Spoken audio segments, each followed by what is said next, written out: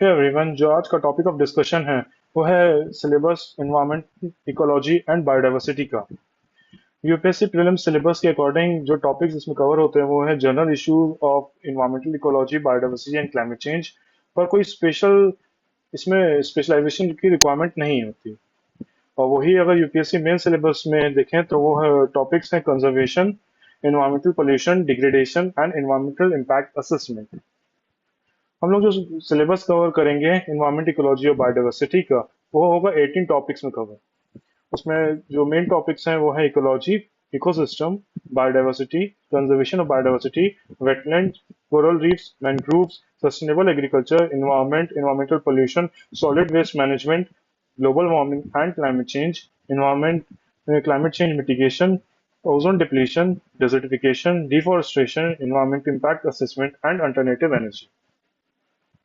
अगर एक brief overview इनका देखा जाए तो इकोलॉजी में हम लोग देखेंगे majorly interactions between organisms and environment.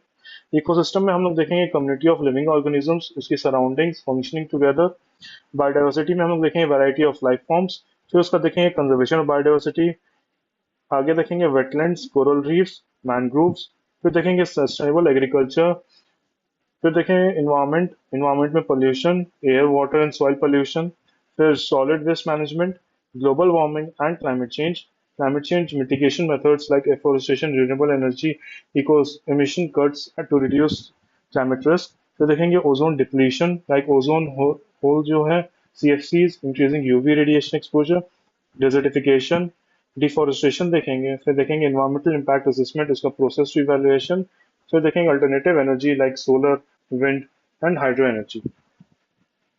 आगे जितने भी लेक्चर्स रहेंगे वो मेजरली रहेंगे 15 से 20 मिनट्स के अप्रॉक्स, ताकि 30 मिनट्स के जो आपका स्लॉट होगा, अगर आप 30 मिनट्स कंसिडर करते हैं एक स्टडी स्लॉट को, तो 20 मिनट्स का आपका लेक्चर रहेगा और 10 मिनट्स आप उसको रिवाइज कर पाएंगे।